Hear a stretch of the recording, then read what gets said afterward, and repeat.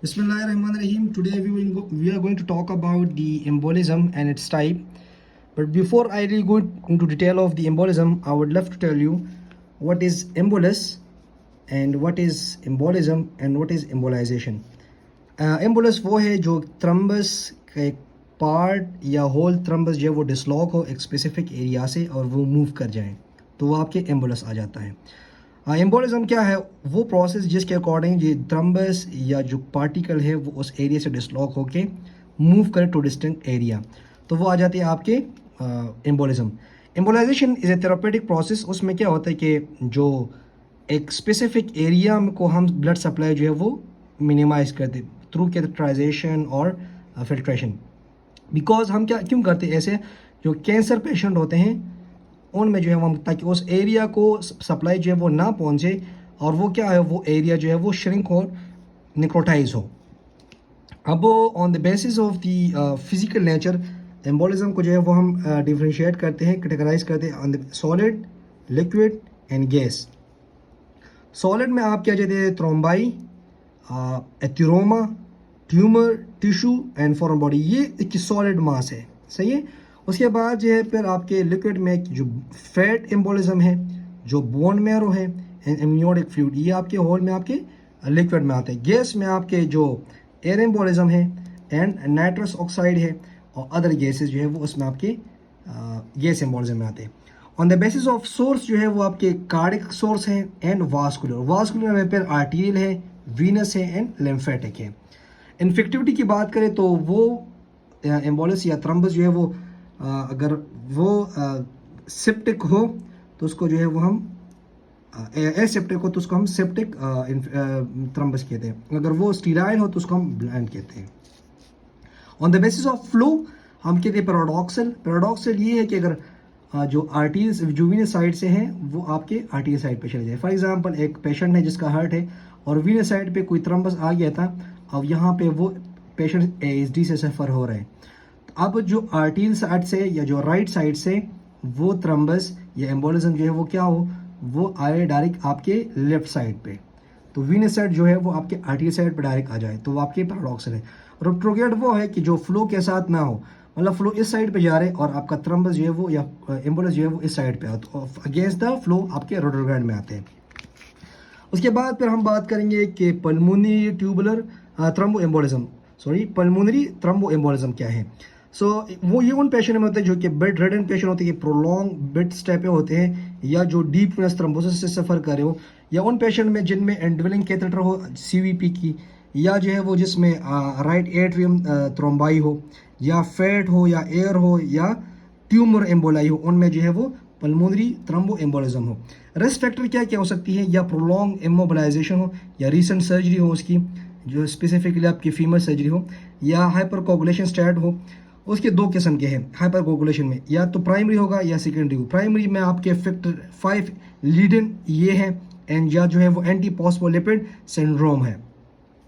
उसके बाद जो सेकेंडरी में आते हैं आपके वो ओबेसिटी है, कैंसर पेशेंट है एंड रीसेंट सर्जरी हो, या जो ओरल कंट्रासेप्टिव जो है वो पिल यूज़ कर रहे हो उनमें हो, या प्रेग्नेंट में हो उनमें जो है वो आपके pulmonary thrombo embolism.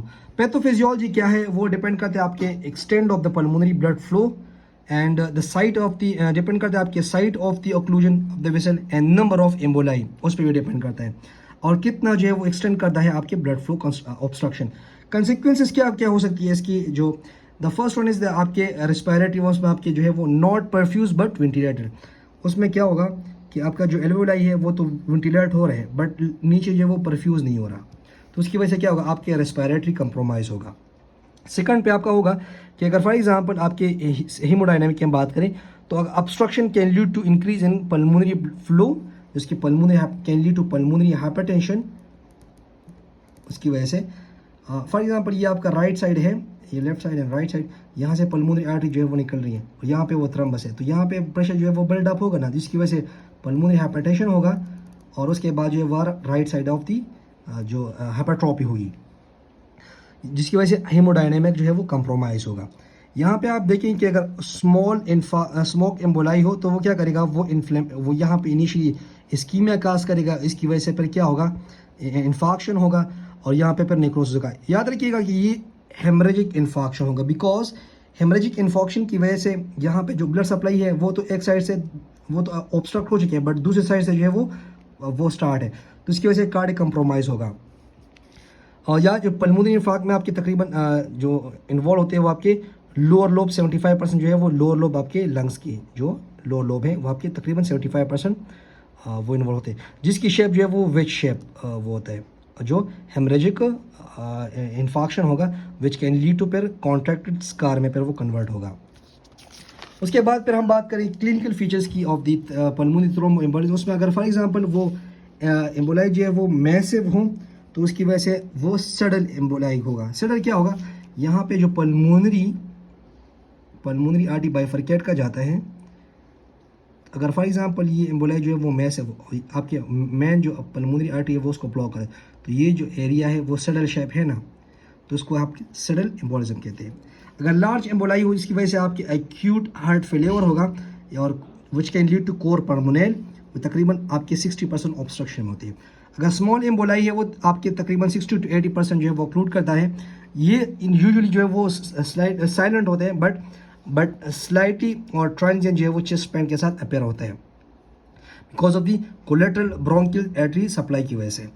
Presenting sign and symptom क्या हो सकते हैं, डिस्पनिया हो सकते हैं, प्लूरेटिक पेन हो सकते हैं एंड कफ हो सकता है, फीवर हो सकता है एंड हेमोपेटाइटिस जो है वो हो सकता है। मल्टीपल एम्बोलाई की वजह से आपके पल्मोनरी हाइपरटेंशन होगा, राइट वेंट्रिकुलर फेलियर होगा which can due to also जो है वो क्रोनिक कोर परमोनेल जो है उसकी वजह से हो सकता है। सिस्टेमिक एम्बोलाई की वजह से आपकी जो है वो 80% में क्या होगा, आपके intracardiac thrombi which can lead to left ventricular wall infarction, left atrial dilation and fibrillation and aneurysm. उसके बाद जो है वो एट्रियल प्लग होगा या वेल्वुलर वेजिटेशन होगा या वीनस थ्रोम्बाई, इनकी वजह से जो है वो क्या होगा, सिस्टेमिक थ्रोम्बोएम्बोलिज्म जो है वो कहा जा सकता है। मोस्ट आर्टियल एम्बोलाई जो है वो rest in the lower extremity which can lead to 70 which contribute to 70%। आपके ब्रेन में जो है वो 10% होगा, जो रिमेनिंग 20% है वो आपके किडनी, स्प्लीन, इंटेस्टाइन में होता है। So this was all about the embolism and its type. If you have any question you can ask me. Thank you.